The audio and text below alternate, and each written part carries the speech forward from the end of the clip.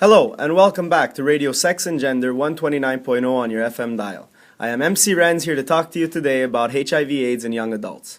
Thank you for tuning in. We are very lucky to have two special guests with us today. The first of these guests is Dr. Fersetti, here to share his expertise and give us a professional analysis on the subject. Thank you, Doctor, for joining us today.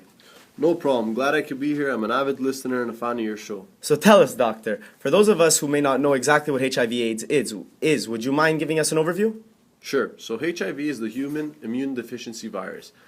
It weakens the immune system in the human body, attacking disease-fighting cells. It reproduces by latching onto the cells in the body, specifically what is called the T cells and CD4 cells, and spreads from there. The HIV virus is like other viruses, only that the immune system can't get rid of this particular one. It initially starts out as an infection and gets to the point where the body can no longer fight off the disease, eventually leading to the AIDS disease. AIDS is the acquired immunodeficiency syndrome. A person will be diagnosed with AIDS if they have one or more specific, what is known as opportunistic infections, or certain types of cancers, or even low number of CD4 cells. If a person is diagnosed with AIDS, they will need constant medical attention in order to prevent death. Thank you, Doctor. Now, this could not have started out of nowhere. Where did the HIV/AIDS pandemic come from?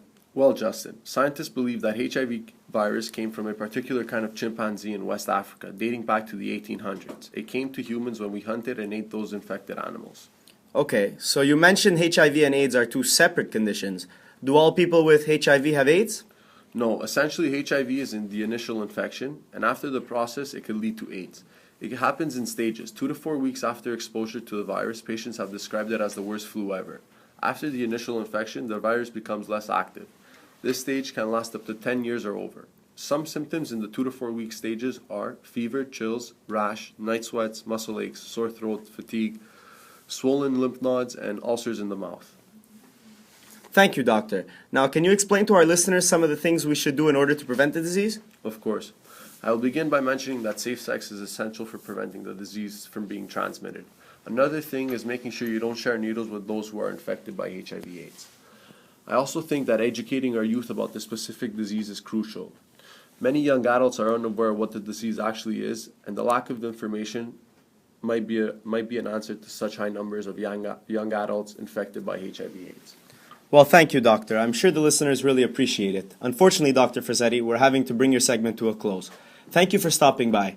Before we take a quick commercial break and proceed with our second guest, I did a little research of my own this morning that I'd like to share with you guys. Did you know that every 9.5 minutes someone is infected in the United States? Did you know that 1 in 5 are unaware that they have the disease? And last but not least, gay and bisexual men of all races are the most affected by the disease. After a quick commercial break, we'll proceed with our second guest.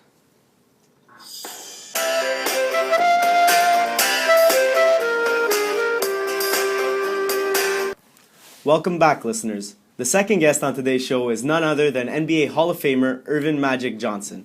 I have to say, Magic, when I heard you were joining us today, I made sure not to call in sick. Thank you. Appreciate it. All right, well, I'm sure you're a busy guy, so let's get right into this. Tell us your experiences dealing with the HIV virus and what your reaction was when you found out.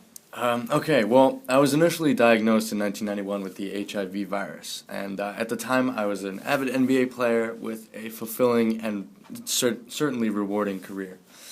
At the time of my diagnosis, obviously the shock was overwhelming. I began to question, what does that mean for me, and what does it mean for my family, also for my career and my image?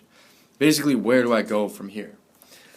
But thanks to unconditional support from my family and friends and also my fans, I was able to make the best of a bad situation and learn to treasure life and its wonderful aspects. I was able to see and do things that I would have never been able to do had I continued my career because I was so focused before. So yeah. So that was your initial reaction, but how did everyone around you take the news?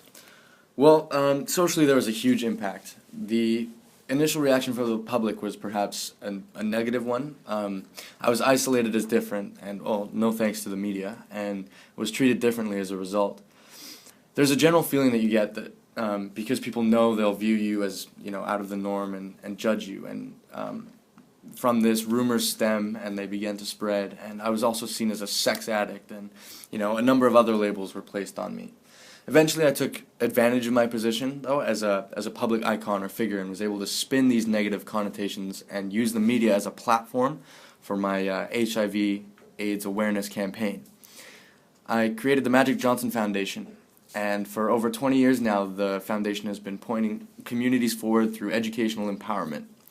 Our motives and vehicles are HIV/AIDS education, testing and awareness, minority college access, and digital literacy through our community empowerment centers. Essentially, what I'm trying to do is create awareness. I try to educate young adults mainly about how to prevent HIV/AIDS and to avoid certain situations.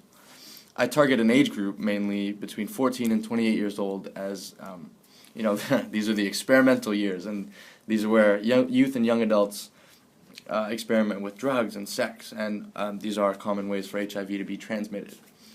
It's extremely important to educate people, especially young adults, about the HIV/AIDS virus, and I hope to make a difference through my foundation. For years now, I've been traveling to different schools and centers and trying to create awareness, and it's my way of giving back to the community and making a difference in whatever way I can. So for all you young listeners out there, hear me out. Learn from my story. I'm not saying don't have fun. Of course you should, but be careful and aware of what you're doing. Thanks, guys. Well, Magic, thank you for sharing your story with us today. Hopefully the young listeners out there have realized how serious the virus is. Unfortunately, that's all we have time for today. Tune in tomorrow where we will be discussing mononucleosis.